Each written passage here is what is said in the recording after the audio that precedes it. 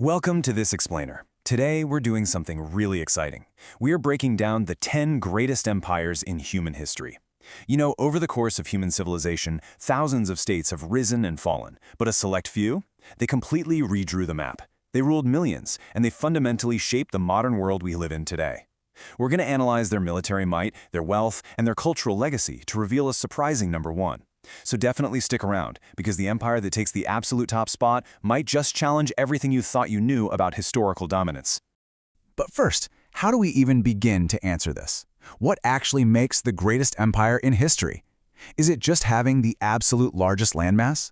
Or maybe it's being the power with the most unbeatable army? Or, perhaps it's the empire whose laws are still being used today, literally hundreds or even thousands of years later.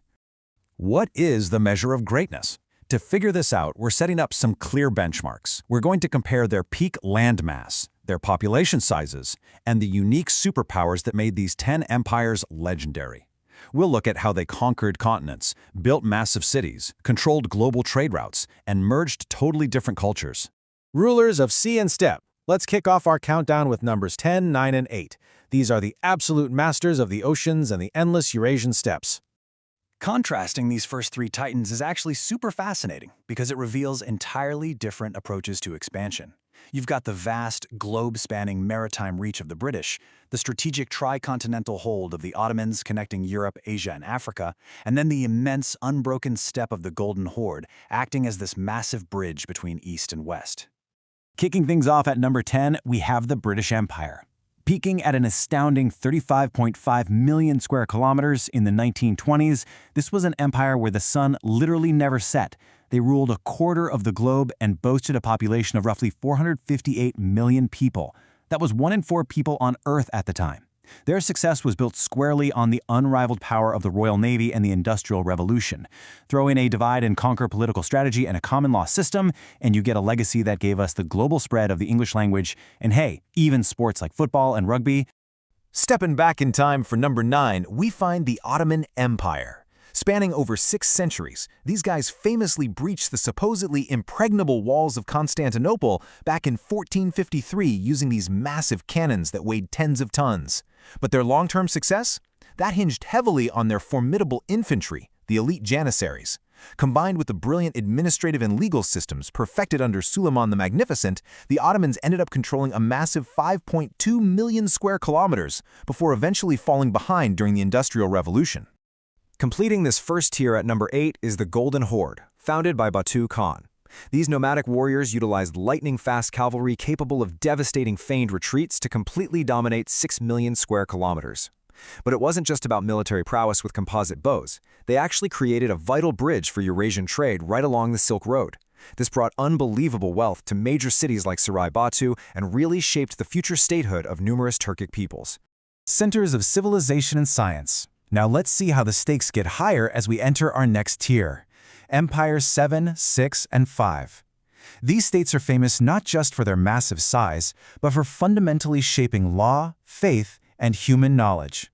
The demographic leaps here are just huge, culminating in some jaw-dropping population figures for the Qing dynasty. It's incredible to see how these empires successfully manage such vast numbers through intense societal organization. Coming in at number 7 is the Roman Empire. Rome controlled 70 million people across 5 million square kilometers and built a staggering 400,000 kilometers of roads. They literally ensured that all roads led to Rome. But what really cemented their eternal legacy in modern Western civilization was their unparalleled military discipline, like the famous defensive testudo or tortoise formation, which was essentially a walking shell of shields, along with their foundational legal system regarding property and civil rights. Meanwhile, at number 6, the Arab Caliphate pulled off something short of miraculous. In less than a single century, they united warring nomadic tribes and exploded across 11 million square kilometers. And they matched this lightning-fast desert cavalry expansion with a truly remarkable golden age of science. The House of Wisdom in Baghdad became this massive global hub for translating Greek and Persian texts. Scholars there, like Al-Khwarizmi and Ibn Sina, were literally laying the groundwork for modern algebra and medicine. Then, sitting at number 5, we have the Qing dynasty, established by the Manchu in 1644. This empire swelled to a staggering 400 million people by the late 18th century.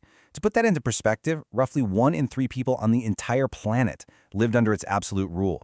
Covering 14.7 million square kilometers, the Qing fueled global trade by exporting mountains of tea, silk, and porcelain, exchanging it all for European silver. But unfortunately, they ultimately felt a foreign pressure and internal crises in the 19th and 20th centuries. Masters of wealth and power. All right, we are officially in the top tier before our final reveal, Empires 4, 3, and 2. These are states defined by unyielding military might and absolutely unprecedented wealth. Just think about the sheer scale of the land masses for a second.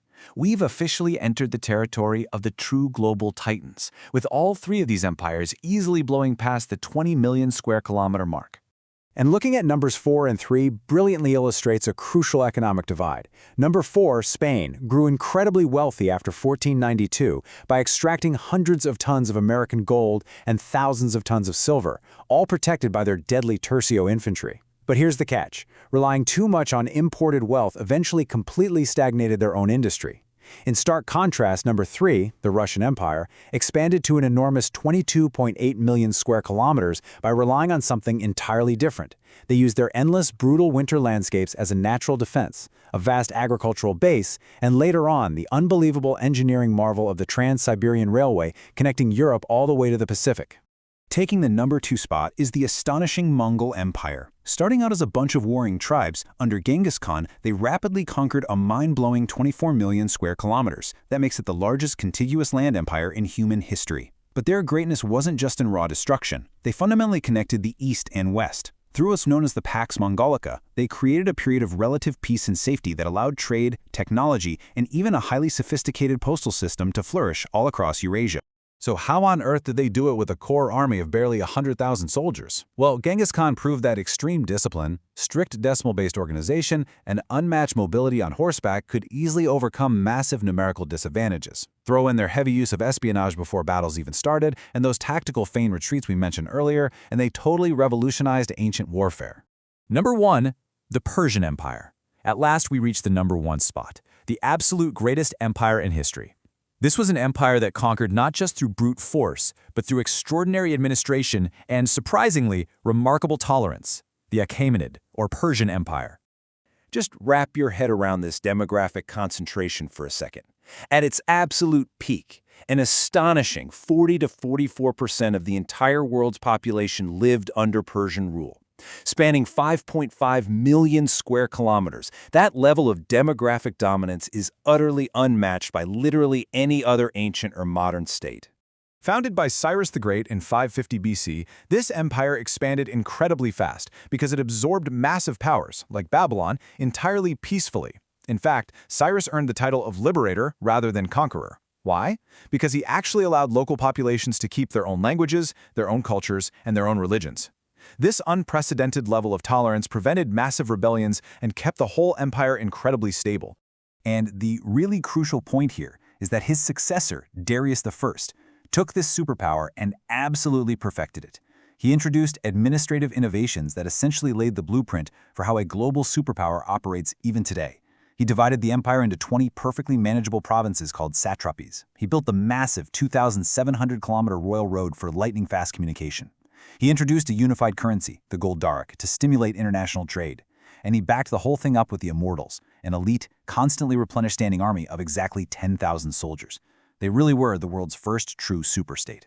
Legacy and fall of empires. As we look back at all 10 of these historical titans, we absolutely have to acknowledge a universal truth. No superpower lasts forever. The clock always runs out.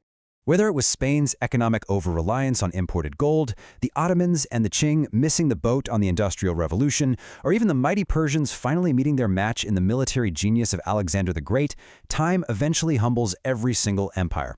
When states fail to adapt to new technological shifts, succumb to intercorruption, or face overwhelming new conquerors, their golden eras inevitably come crashing down. But here's the thing. Their legacies, their languages, their roads, their laws, and their cultures, they live on in all of us today. After analyzing their unique strategies, their staggering scales, and their brilliant innovations in this explainer, I want to turn the question over to you. Which of these 10 empires do you personally believe left the most permanent, undeniable mark on modern human civilization? Let that sink in for a bit, and keep learning. Catch you next time.